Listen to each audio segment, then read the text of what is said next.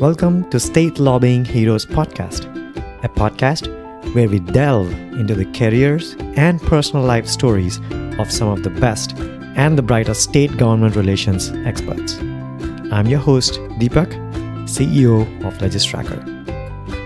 Today, I have a very special guest who has over 30 years of experience being a lobbyist in South Carolina, Mary Green. I had the pleasure of working with Mary as a consultant for my legislative bell tracking service.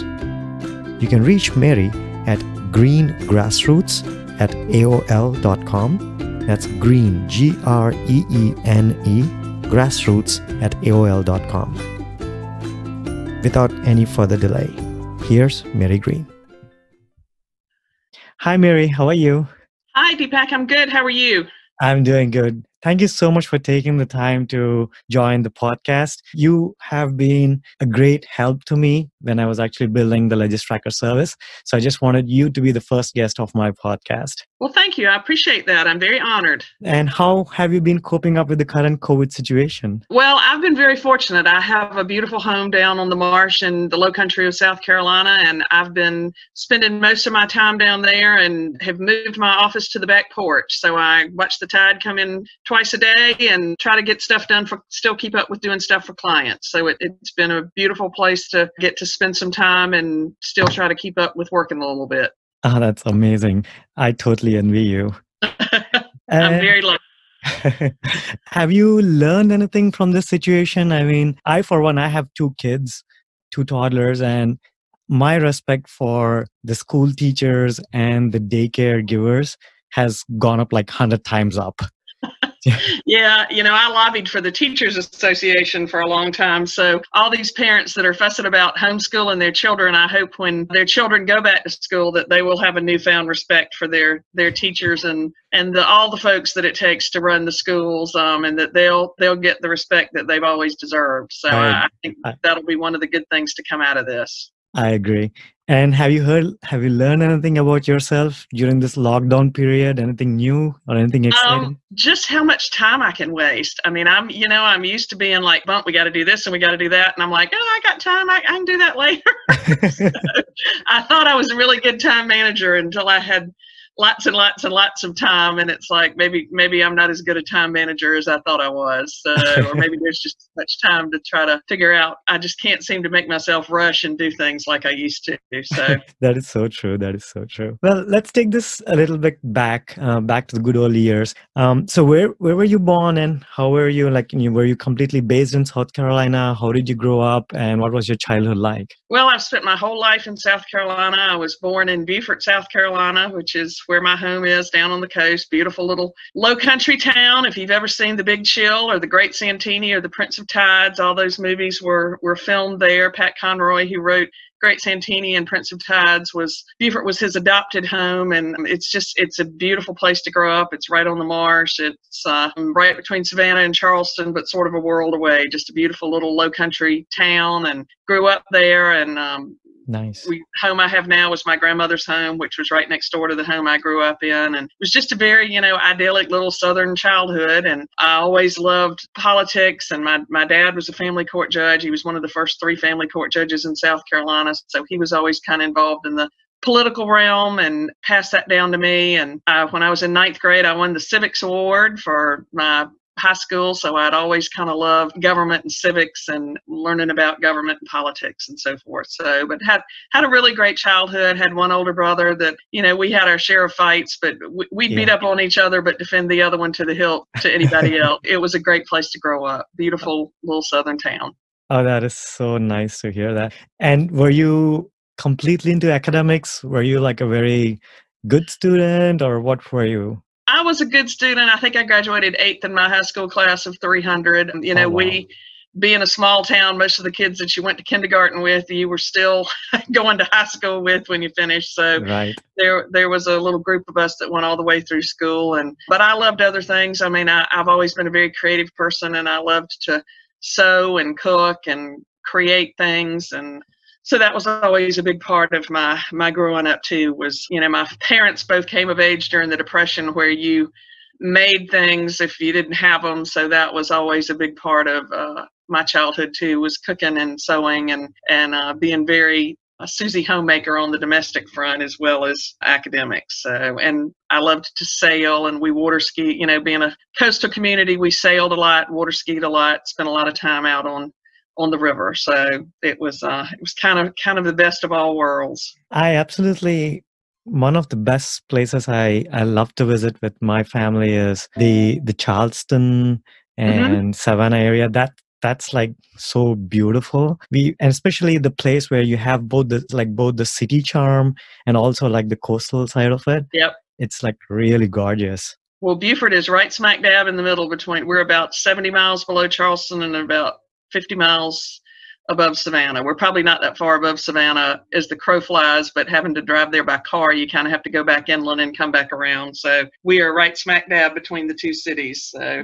Oh, very cool. Come see us sometime. Yes, maybe I should. And what happened after the schoolwork? I mean, did you go to college here? I did. I went to the University of South Carolina. My father was a big Gamecock fan, and I'd always been reared a Gamecock fan. I looked at some other private colleges in South Carolina, but decided I would go to our state school and finished USC and did some graduate work at USC. It wasn't called the Darla Moore School of Business then. It was just called the USC Business School or the B School, but got my undergraduate degree in marketing at Carolina. And the first year I was going off to college, I came home at Christmas, and my dad informed me that I would be a page come January at the State House, and didn't really ask me if that's what I wanted to do. He just told me what day I was supposed to show up and who I would be working for. And so being around the legislature was always a big part of my college career also. So it was fun. We cut a large swath through the University of South Carolina when I was there. And, I still have friends that I made at Carolina and friends that I made at the State House that are still very dear friends today. So it was a fun college experience. That is very interesting. So what made you pick marketing?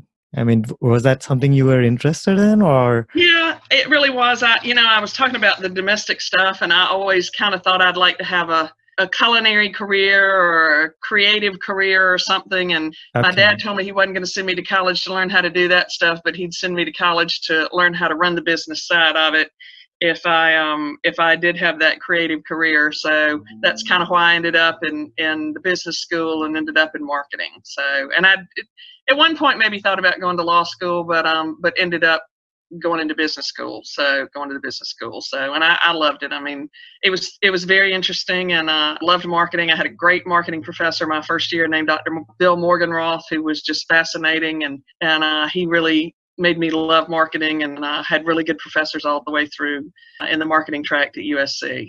That is fascinating to hear. And I bet like what you were learning back then about marketing is probably way different right now, right? Over the past few years. Yeah, well, with the internet, I mean, we had the 4 Ps was product, place, promotion, and production, I guess, was the fourth one I'm trying to remember. Yeah. But, the 4 Ps, and you had to get your product on the shelves in the right place, and you had to promote it the right way. Oh, price was the other one. Price, you had to have it priced right, you had to promote it, you had to have place, and you had to have the right product. So those were kind of the 4 Ps. And now, with Amazon and all these huge stores where how they place stuff is function of your eyes, all the marketing research and stuff that goes into it now, it's changed a lot in the last 40 years. So yeah, I'm sure it would be an entirely different class if I was going back and doing it now. That's true. And you said like your father ended up giving you as a page is like an intern. Is that what it is? Yeah, you're at the State House. It's basically a glorified runner or errand boy or girl. You each house member, well, back then each house member didn't have one, but you're appointed, and you either, like, some of them work in the committees, or some of them I always worked on the House floor and the House desk. If somebody, it can be anything from somebody wants you to go get a Coca-Cola for them, or go run a message over to the Senate, or I was a page for 4 years, so as I had been there a while, helped. Lois Shealy was the clerk of the House at the time, and she liked me to help run the amendment screen because I would at least sit there and pay attention and know which amendment was up and when it was time to change the amendments and that kind of thing. So it was a great job. It was a part-time job during college. Usually they were in from January till June actually January till August at that time because they didn't have mandatory adjournment. But it was a good job. You got to meet a lot of people, learn about the legislative process and kind of keep up with what was going on in state government. So it was an interesting experience. I would highly recommend it to anybody that wanted to have a career in government relations or ever thought about running for the legislature. You ought to serve a little time as a page and see if that's really what you want to do. I bet. So is that job, is that still around? I mean, do you? Yep. Okay. And now there are 124 House members in the South Carolina legislature. So every House member now has their own page. That page doesn't necessarily work for that specific House member. Like I said, they may work on a committee or something, but each House member now gets to appoint their own page. Gotcha. And you did this for how long? I was a page for 4 years during college. 4 years. All 4 years of college. Oh, okay. So while you were at the School of Business, you were doing this in tandem. Yes. It was a after school or afternoon job, or just really good because you could kind of work around your classes. Gotcha. I typically tried to take early morning classes, and so once I got to the State House, I didn't have to go back and forth to class. But yeah, it was a job that you had in tandem with going to college. I see. And was that paid or was it just completely voluntary? No, it was paid, not a whole lot, but okay. You weren't doing a whole lot either. So it was like you were, slinging hamburgers somewhere or waitress and tables. I agree. But it was a good job. It was a fun job. So yeah, that's especially true. When I got my master's degree, I was like working at the dormitory. I was like working in the kitchen, and that was like a big learning experience for me because my back almost broke. It was like really hard work. And then after I did that for about a month, I decided that I was not going to go back there. I was just going to find some other job in the library or at anywhere else other than the kitchen. And so anything which pays us any amount of money at that time was really helpful. So can you tell me, so once you got that page as you had the experience there, then I bet that probably propelled you into getting into lobbying. Is that what? It did. When I was in graduate school, I worked for what was then called LPITR, which was Legislative Printing and Information Resource Technology. It was when they were first sort of starting to try to automate the legislative process, not automate it like we would think of today, but automate it.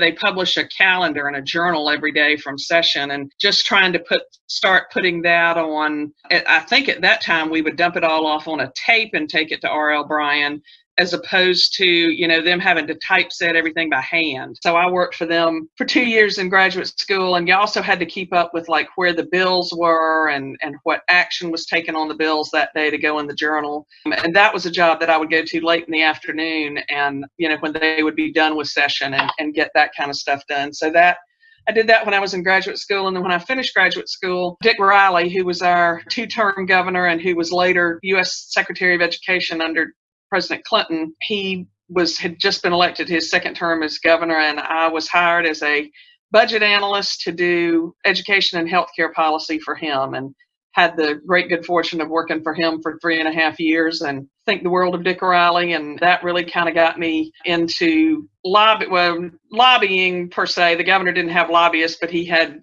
staff that worked with the legislature. So I worked with him. And then when he left office was when I went to work for the South Carolina Education Association. I had done education policy in the governor's office. We'd gotten a big piece of legislation passed called the Education Improvement Act, and I went to work for the Education Association when Governor Riley left office. So that was really when I went to work for SCEA, was really when I started lobbying, as I would call it, that I had to register as a lobbyist and meet all those requirements of being a lobbyist. Gotcha. And this was back in what year was this? 1987 was when I went. I worked for Riley from 83 to 86. And when he left office in early 1987, I went to work for the Education Association and stayed there for 17 years. I was with them until 2002. So I was there for 17 years, 18 sessions, 17 years. Oh, wow. And this was all in that same education, in that background itself, or were you like in across another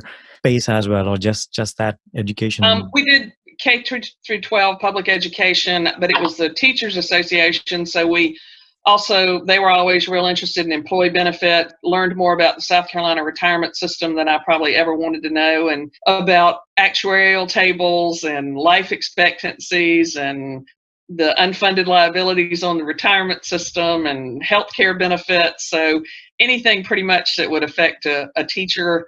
Gotcha. We lobbied for those things, not just we lobbied for money for K-12, but when public education is such a labor-intensive field, as a lot of folks are finding out with this coronavirus, they're realizing how much time it actually does take to educate a child. Right.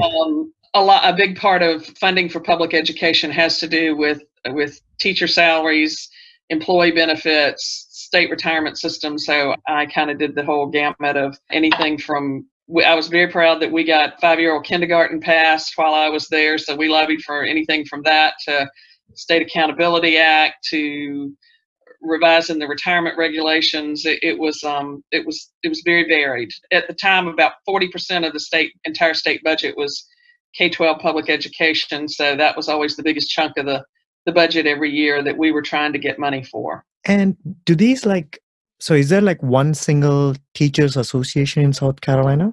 No, there are two. There are two. And now there's a third group that's been kind of interesting. There were traditionally two, and now there's something called SC for Ed that is really more just a completely online association. They don't have dues. They don't provide services other than, I guess, grassroots lobbying, you'd call it. But it's really been interesting to see that group emerge. And they've probably got 20,000 members or 20,000 followers on Facebook, and they turned out 10,000 people at State House a year ago. So wow. I think that's probably certainly more than we ever turned out or the other Teachers Association ever turned out. Right, so right. It's been interesting to see the emergence of that group and their ability to harness the tools that are available now to really turn out a crowd. And, I think part of it was that, and I think part of it was teachers had just kind of had enough and had a big rally last year at the State House. So seeing the emergence of that group has been one of the interesting things to see of the way things have sort of changed over the last 40 years.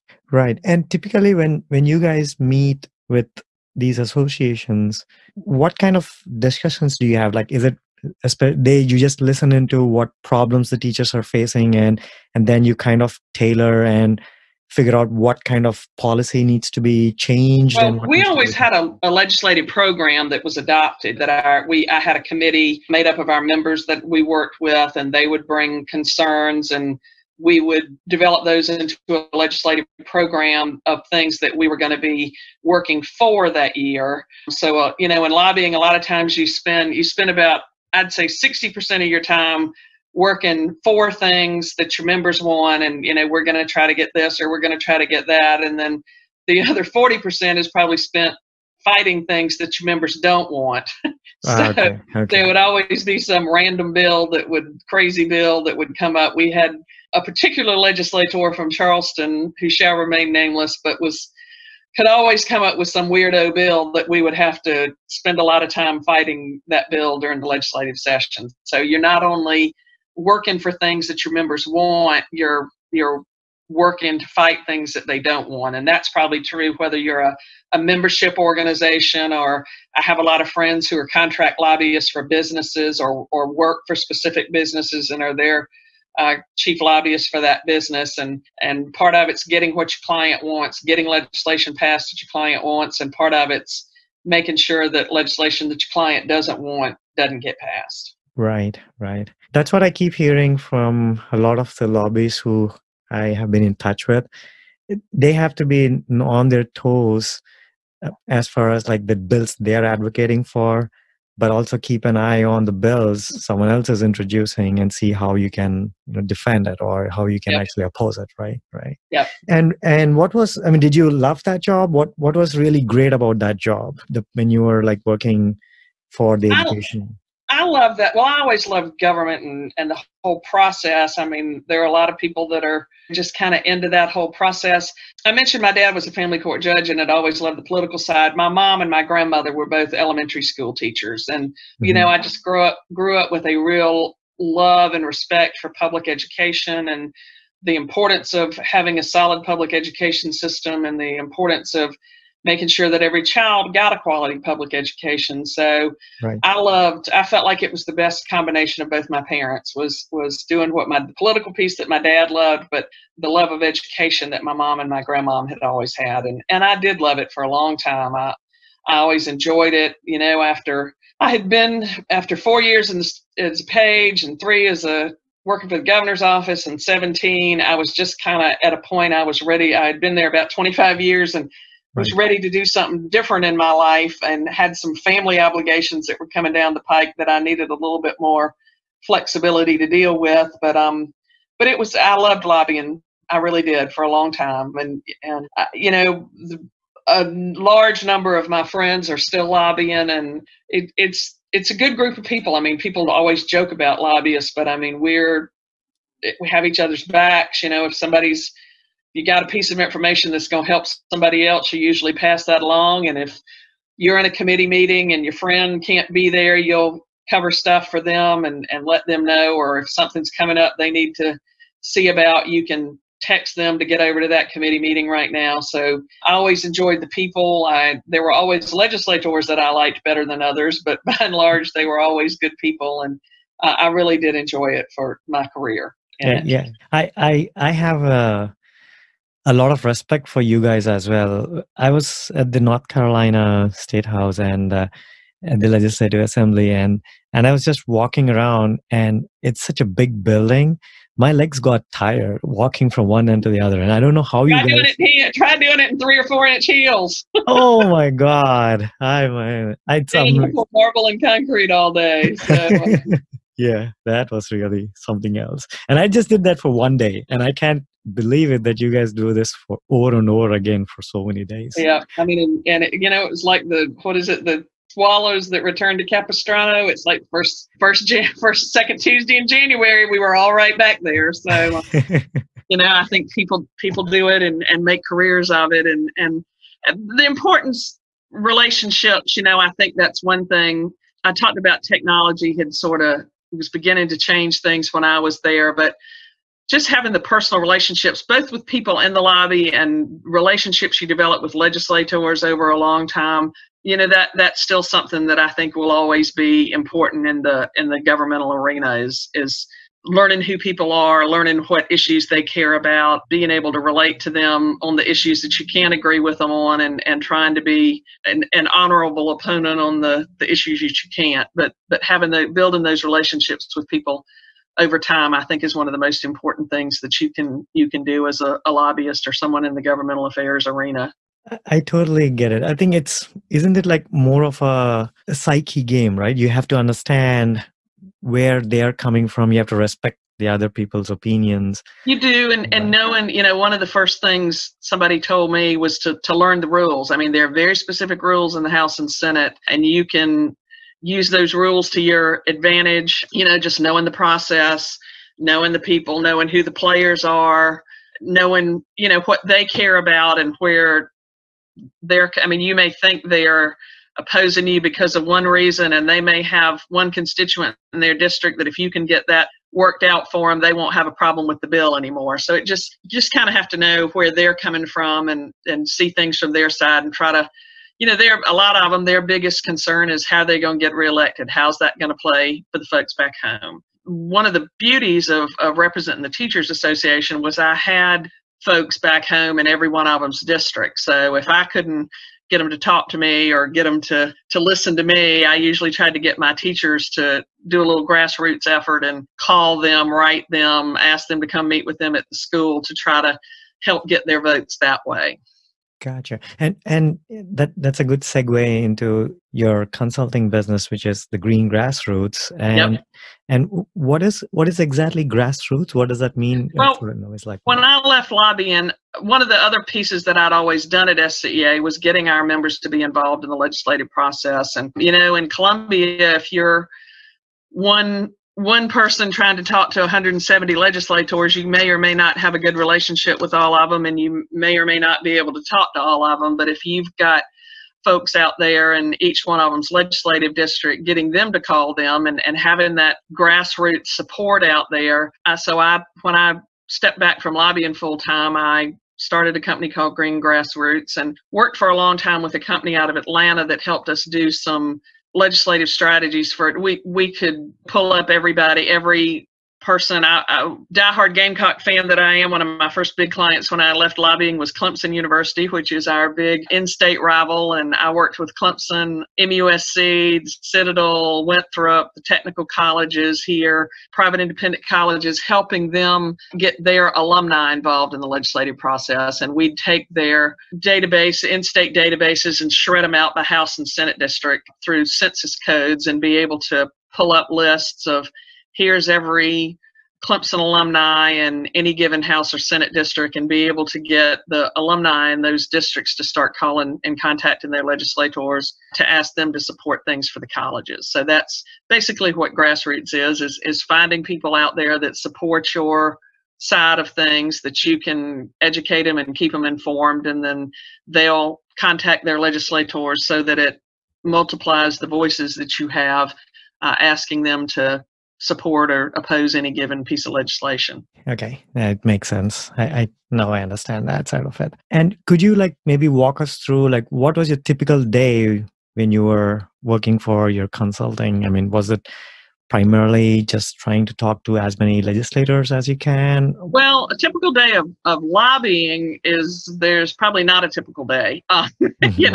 Any given day, depending on what legislation's up, what they're doing during legislative session, whether it's budget week or whatever. The biggest thing is it's not a typical day. On the grassroots side, a typical day was figuring out how we could expand the database, and making sure that we had the information correct. We also did a thing called Grass Tops, where not only would we take, here's all the people, I can pull up this list of all the people that are in any given legislative district, but then we blast out an email to folks and say, well, tell us who you know. Do you know it might be your House member, or you might have gone to college with, Joe Schmo over here, House member, that you could call that person and have a closer relationship with that person and be able to maybe influence that person a little better than just cold calling them. So we also spent a lot of time trying to figure out who knows who. When people used to ask me what I did, and everybody always says, have your 30-second elevator speech ready. Well, a lot of times what I did was connect the dot. This person knows this person over here and can get that legislator to listen to them. So a lot of a typical day was trying to connect the dots between alumni for a school or members of an organization and legislators that they would know and could influence more closely. Yeah, I bet this is more of understanding and more of networking and trying to get as many people to be on your side than anything else, right? It's just more relationship building and all of that, right? That is exactly it. Another important part was that I learned very early on from a former female House member named Virginia Crocker, was how to count votes. And sometimes you only need one vote more than your opponent, and just the way the House rules work, sometimes you have to have a 2/3 vote or whatever, but being able to count those votes and just making sure you got one more vote than the other guy. And part of how you do that is networking with folks. I couldn't always get legislator X to vote, but I bet I had one of their teachers, especially as I'd been there a while, some of the younger legislators, I had some older teachers that had taught them when they were children. If I really had to pull out the ace in the hole, I'd call their former teacher and get them to call them. So that is so cool. We have a state senator here, Mike Fanning, who I used to, he lobbied for another education group when I was lobbying. And this morning on the Today Show, Craig Melvin, who's our South Carolina anchor, who's one of the co-anchors on the Today Show, they were talking about their favorite teachers. And Craig Melvin talked about his teacher, Mr. Fanning, at Columbia High School, and how much Mike Fanning had meant to him, and so on and so forth, and that he kind of helped get him on the career he was today. And you better believe if I needed to get a hold of Mike Fanning to vote for something, I'd call Craig Melvin and ask him if he could call him. So that's just a very macro example of the way folks feel about their teachers. That's just an example that happened this very morning. Was Craig Melvin was talking about how much his teacher, Senator Mike Fanning, had meant to him. So that'd be a prime example of having somebody call Mike Fanning. Craig Melvin would be a good one. I totally get it. And can you define in your own terms, what is government relations? I mean, with the vast experience you had, how would you define it? Let's say if you just wanted to explain it to a young person who wants to actually get into it, how would you define it? Well, I think government relations is just representing your client to the best of your ability to whoever's going to make that decision. A lot of people need to understand the first thing you need to do when you're trying to influence a piece of legislation is understanding who's making the decision. A lot of people are like, well, I'm going to call my congressman. Well, your congressman might not be the person that deals with that. It might be your state representative. It might be your local city council person. So I think government relations overall is just being able to represent your facts, your position to an elected official who's going to make the decision of whether or not that piece of legislation is going to pass and how it's going to impact the people that you're representing, and doing that to the best of your ability. Well said. And what do you feel is the biggest challenge you have faced over the past 20 or 30 years of experience you've had? Just changes. I do think it's become much more partisan. The rise of some of the caucuses and so forth.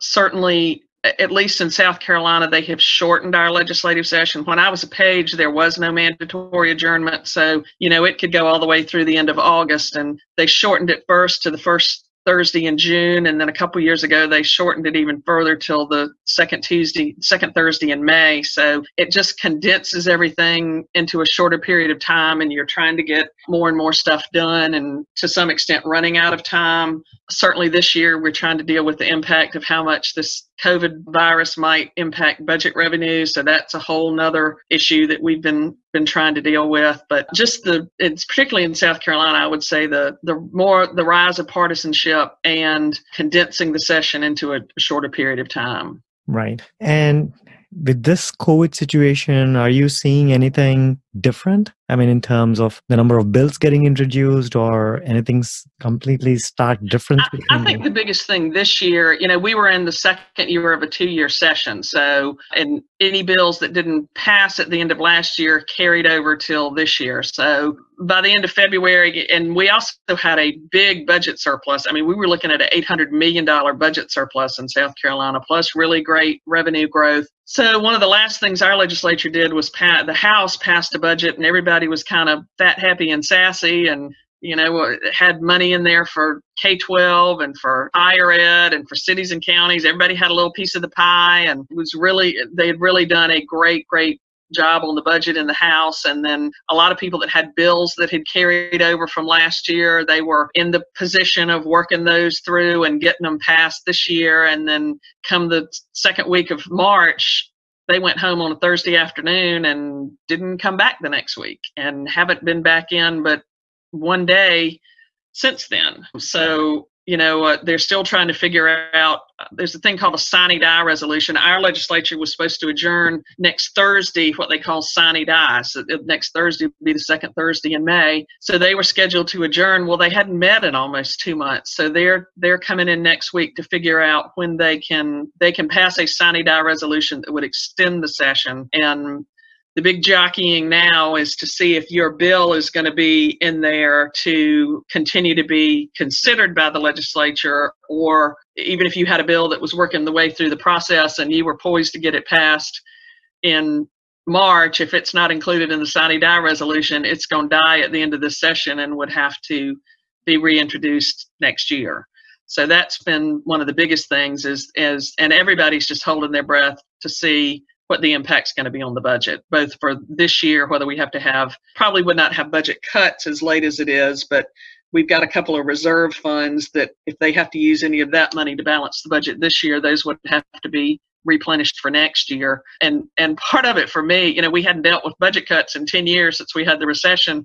part of it's been just remembering how all that process works and of what's the first call for this pot of money goes first to offset any budget cuts, and then this pot of money. And fortunately in South Carolina, we do have some reserve funds that General Assembly's been very responsible for. But then if that money doesn't get spent one year, it gets appropriated the next year. And one of my clients was number one at the top of the list to get some money out of that fund to be appropriated next year. And we're trying to figure out if we're going to hold that position or not. So that's been the biggest, and I think just the suddenness that it happened, Right. Nobody had time to plan. So our folks are still planning on coming back and trying to get a budget passed this year. It's just when it might be safe for them to come back. Right. And I mean, did they at least come up with any tentative date when they're going to be coming back? Yeah, they're coming back next Tuesday through Tuesday. Thursday of next week, the 12th through the 14th.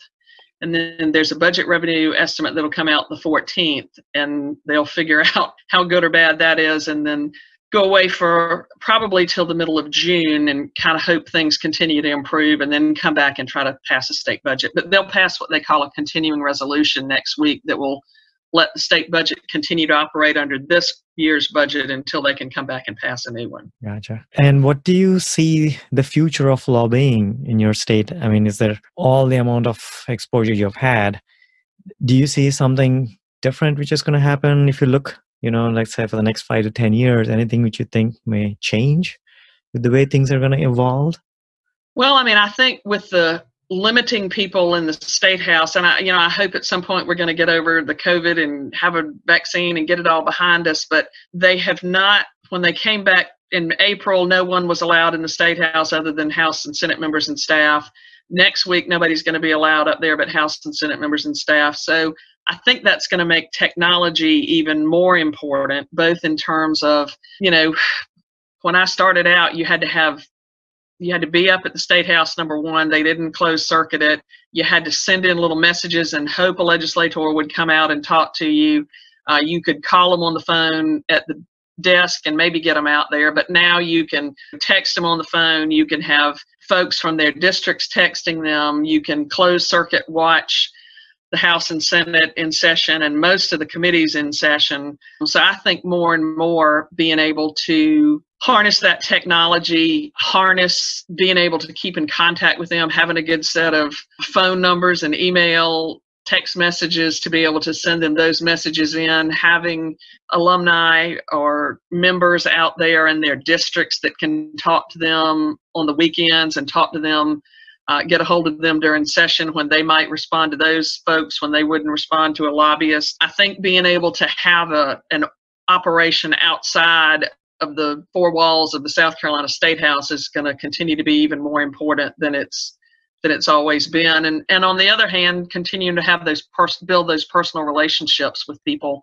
so that you can get them to return a phone call or a text or give you their best cell phone number instead of of their throwaway phone or whatever. So, I think it's going to continue to be technology can do great things and help you harness all of that information, but you still need those personal relationships with legislators to be able to, both, one hand needs to know what the other hand's doing. So they need to go hand in glove with the technology piece and the personal relationship piece. That's totally true. And so what's next in your life? I mean, what is it that you're planning to do next? Are you going to continue working as, at the grassroots level, or are you going to do something else? I'm going to continue working at the grassroots level, but I have also completed a cookbook of family stories and recipes and recollections. There are a few legislative stories in there over the last 40 years, and it's under review at a university press right now, and hopefully I'm going to be publishing and promoting that cookbook. So that's something I've kind of come full circle. I said at the beginning I wanted a creative career and came to Carolina to learn how to market it and manage it. So after a 40-year political career and legislative career, I'm finally getting back around to maybe having that creative career as I ride off into the sunset. But I'll still be doing legislative. I think I'll always keep a hand in the legislature and enjoy keeping up with what's going on at the South Carolina General Assembly.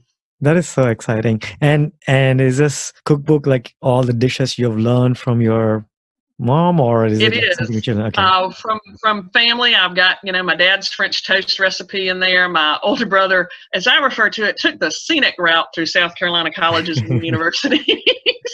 My older brother took 6 years to finish college, 6 years in several colleges to get his degree, and learned how to make a very good peach daiquiri when he was at the College of Charleston. So that's in there. And my mom's divinity icing recipe on a good cake, and my grandmom's recipes, and my aunts, and lots of family funny stories about family friends and family. So it's sort of a food memoir and a cookbook all rolled up into one. Oh, that is so cool. And a little South Carolina history thrown in. So that is so cool. And when do you anticipate the book to be out? Maybe in the next? I'm hoping next spring. It's under peer review right now, and if that press publishes it, would be in their catalog for next spring. So. Oh, that is so cool. You should give us an update whenever you have that out, and then I will, honey. If when I sign that contract, you'll probably be able to hear me screaming all the way up there. And I can't remember if you're in Apex or Cary. I know you're. I'm in Apex. I'm in Apex.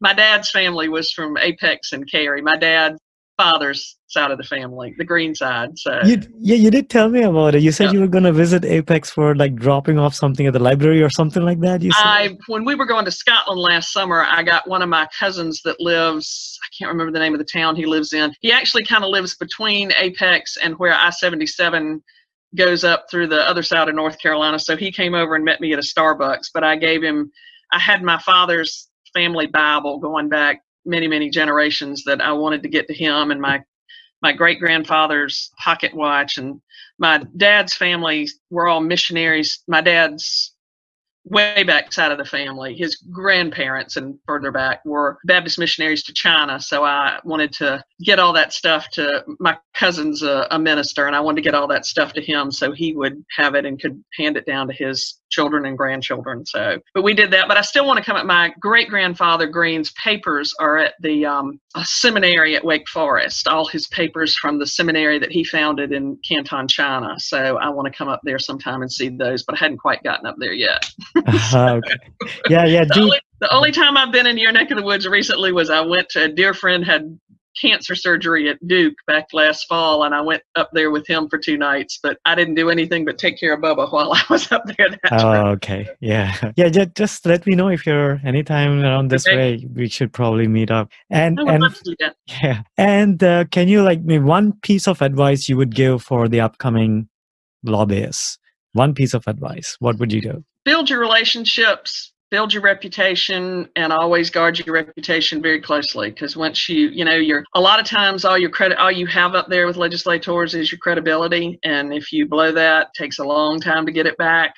And I would just say, build your personal relationships with people, and always maintain your credibility with them. Yeah, perfect. That's fantastic news and fantastic advice to end this session. Thank you so much, Mary, for taking the time to speak with me. I really do appreciate it. You're welcome. I enjoyed it. All right. Take care. Take care. Bye. Thanks. Bye-bye.